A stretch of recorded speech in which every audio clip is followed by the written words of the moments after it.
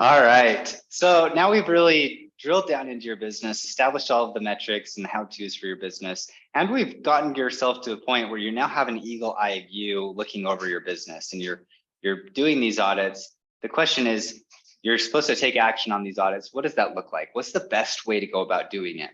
And the reality is, it's really tricky because there is no one robotic way to do it.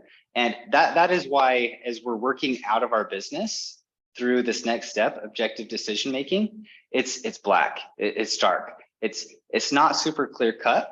And objective decision making can sometimes sound and be harsh, because there are sometimes in business you need to make really, really hard decisions because the data is telling you to do something, even though your heart might be telling you to do something different. And that's a really challenging thing. So let's talk about it. Let's talk first about what is the difference between objective decision-making and subjective decision-making. Objective decision-making is really what we've lined you up to do. You're collecting the data, and based on what the data is telling you, you're making decisions based on whether the data aligns with your goals or not. Versus subjective decision-making is, I don't care what the data says. My gut is telling me, my heart is telling me to do something, and I'm going to follow that. So here is kind of my rules when it comes to how do you manage objective decision making and subjective decision making. Ideally, you want them to work together, right? So in a bad scenario, for example, if you're doing an audit and someone's not hitting their critical drivers, and you feel in your heart that this person isn't a good fit and they're lazy or whatever, that makes it really easy to then go make a decision on what to do with that person. But what if the data comes back positive, but you feel bad in your gut? Or vice versa, what happens if you feel really good in your gut, but the data comes back? How do you manage that? That's really the purpose of this, is what's kind of the priority of it. And I would have to say, with a warning, there are caveats to this. There really are. This is a human component to your business. You don't want to run your business as a robot, because if you did, it would be purely robotic. And if you run a purely robotic business, eventually people will simply just find loopholes to meet the metrics, and you'll have a horrible morale in your company and horrible culture. And I know you don't want that either. So how do we manage it together? And here's the way that I do it. First, the first rule I have is don't make simply subjective decisions. An example of that is if you feel like someone is sabotaging your business, for example, they're trying to pull employees away, they're trying to make people feel bad, that you feel like they're toxic, you don't want to necessarily take action just on your gut. What you want to do is you want to go through objective decision making. Go first, pull the data and see if there's something backing up your feelings, and then based on that, then follow and take action accordingly.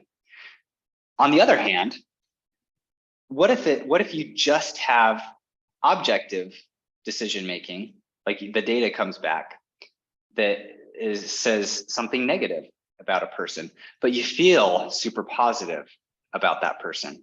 What's the route do you go? Do you follow your gut or do you follow the data?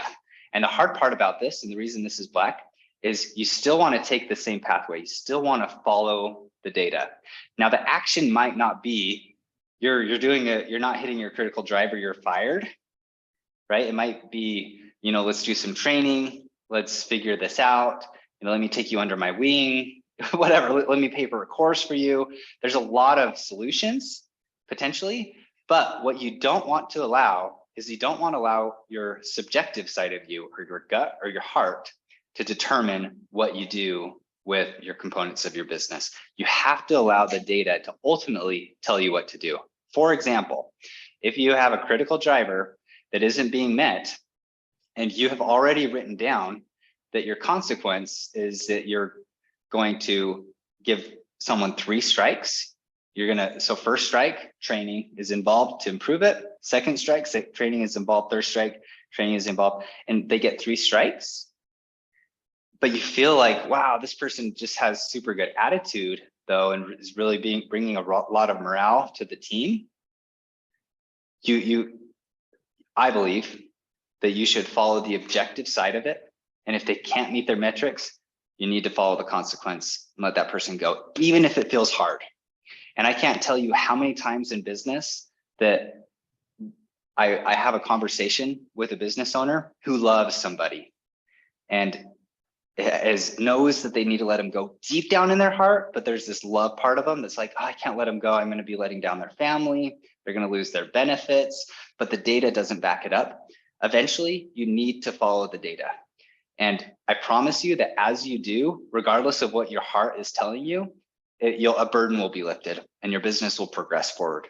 So that is really the explanation of this. You don't want to make decisions that are purely objective. You do want to listen to your heart, but you don't want to let your heart necessarily overrule your data most of the time. There are exceptions, and that's the tricky part of this, is how do we manage those exceptions? That's why you have me as a consultant. That's why you have people that you can talk to and accountability partners, is to talk through those scenarios. But most of the time, the objective data is going to be more accurate than what your heart is telling you.